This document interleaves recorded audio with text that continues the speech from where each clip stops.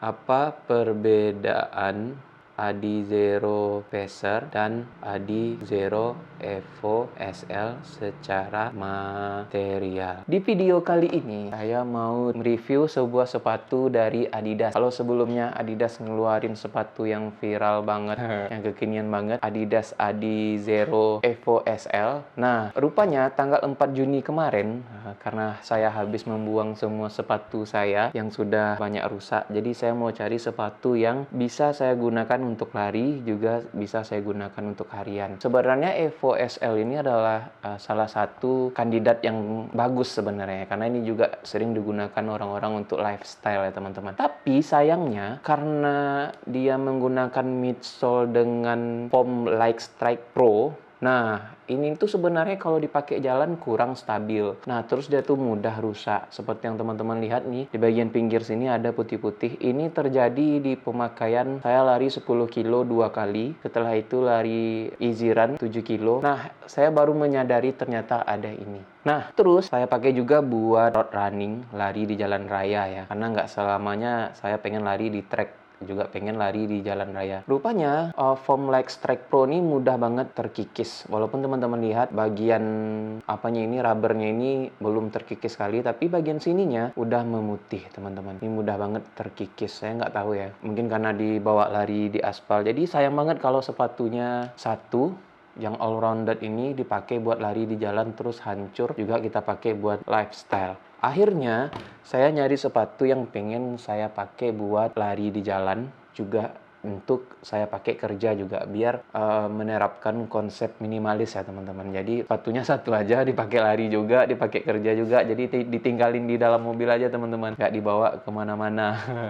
Akhirnya pertanggal 4 Juni kemarin, rupanya Adidas ngeluarin generasi terbaru. Ini namanya adalah Adidas Adizero Pacer. Harganya lebih terjangkau dibandingkan Adidas Adizero Evo SL. Tapi secara siluet kita bisa lihat bahwa dia hampir sama sebenarnya teman-teman nih.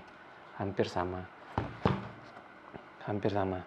Nah, apa yang membedakannya? Yang pertama, Adizero Evo SL dan Pacer ini yang membedakannya adalah pertama dari foamnya. Foamnya di sini Adizero ini menggunakan like Strike Pro, sedangkan Pacer menggunakan like Strike aja. Nah, materialnya ini sedikit lebih padat dan katanya akan lebih stabil. Nah, ini sebenarnya lebih empuk. Saya menggunakan ini untuk latihan daily trainer. Apa aja saya pakai ini. Sebenarnya ada satu lagi solar untuk latihan speed session, tapi saya pakai ini aja karena saya nggak suka sepatu yang terlalu kinclong-kinclong. Solar saya pilih karena hanya sedikit ada garis oranye. Nah, selebihnya sepatu lari itu selalu menurut saya norak, warna hijau, warna kuning, warna ungu. Saya suka yang lebih minimalis kayak gini. Kalau dari foamnya, ini menggunakan like Strike Pro ini, foamnya ini lebih empuk, lebih responsif juga. Tapi karena ini critical foam, jadi dia akan cepat rusak teman-teman sebenarnya. Nah, ini kalau like Strike ini lebih tahan lama. Mungkin dia nggak seempuk dan responsif ini, tapi dia bisa mungkin lebih tahan lama, itu katanya.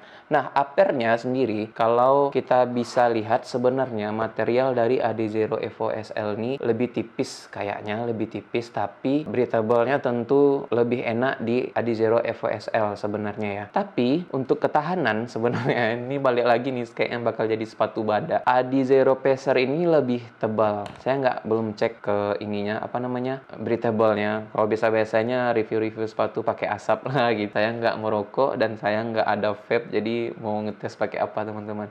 Nah, dari bahannya aja sudah terasa bahwa Pacer ini lebih tebal, sedangkan Adizero ini lebih tipis, tapi sepertinya bakal lebih tahan karena ini menggunakan mesh yang dikombinasikan dengan pelat nilon, sedangkan ini cuman material tekstil sintetis biasa yang lebih tebal. Nah, untuk outsole-nya, Adizero Evo SL ini menggunakan Continental rubber karena ini katanya lebih mencekram di jalan licin juga, untuk traksi ekstrim dan tahan licin katanya. Sementara Pacer ini sebenarnya lebih tebal ya teman-teman. Pacer ini hanya menggunakan rubber biasa standar yang ada tulisannya di sini Adiwear. Nah, Sebenarnya teman-teman, ini tujuan penggunaannya adalah kalau Evo SL ini untuk super trainer, lari cepat interval hingga race 5K. Nah, pacer ini digunakan untuk lari kasual, katanya nge-gym dan sepatu lari harian jarak pendek. Karena sebenarnya sepatu ini ketika saya pakai jalan, tadi saya jalan dulu 1 keliling, ini terasa lebih stabil saya pakai buat jalan. Terus lebih cushion juga, lebih empuk. Nah, perbandingannya adalah karena saya belum pernah pakai sepatu yang merek-merek internasional, teman-teman. Sebelumnya saya pernah punya sepatu yang empuk, namanya Ortus Hyper Blast, kalau nggak salah. Ya, Hyper Blast. Nah, yang bentuknya kayak gini, itu sepatunya empuk. Ternyata ini lebih empuk lagi. Ya, walaupun secara harga ini 2 kali lipatnya Hyper Blast ya. Tapi saya ngerasa sepatu ini tuh nyaman banget dipakai buat jalan. Nah, setelah habis latihan, saya coba buat pakai lari. Lari, kebetulan tadi saya lari, latihannya adalah MAF training. Jadi di zona 2, saya dapatnya cuma PES 7 dan PES 730. Karena udah 45 menit, udah mulai sesak nafas. Saya turun ke PES 730, hampir PES 8. Nah, ini enak banget teman-teman. Enak banget, saya cuman bisa bilang enak banget. Entah ini karena pemakaian pertama. Justru sebenarnya sepatu ini, kata orang, sepatu lari ini justru enaknya setelah breakout. Kalau ini saya rasakan, udah dari pertama. Saya langsung tertarik, sepertinya harus beli 2. Tapi nggak mungkin karena pengen hidup minimalis ya teman-teman. Nah, terus, saya cuman ragu dari segi daya tahannya aja. Sepatu ini badak atau enggak? Ataukah sepertinya akan mudah lepas lemnya? Atau apa yang akan terjadi dengan sepatu ini ya teman-teman? Yang saya ragukan cuma satu, bagian pinggirnya di sini seperti yang terjadi di Adizero Evo SL. Tapi sejauh ini, akhirnya saya punya 2 sepatu utama, walaupun ada satu lagi Ortus Solar yang saya pakai untuk speed session. Tapi itu mau dijual, kalau teman-teman mau beli silakan. 1 juta aja, masih seperti baru. Malah jualan. Nah, yang saya rasakan adalah sepatu ini cocok banget buat pemula yang pengen, yang larinya mungkin di pace 6, 7, 8 atau 9 atau ke bawah, atau dipakai buat jalan. Atau ini sebenarnya saya lebih rekomendasikan ini dipakai untuk lifestyle, karena dari stylenya saya lihat ini oke-oke juga. Walaupun secara siluet ini lebih tipis ya teman-teman, ini lebih melancip gitu, sementara ini kelihatannya lebih tinggi ya teman-teman. Nah, teman-teman bisa lihat di sini nih, Adizero Pacer. Ini bedanya. Saya akan lihatkan perbedaan di setiap sisi dari sepatu ini. Nah, silahkan ditonton.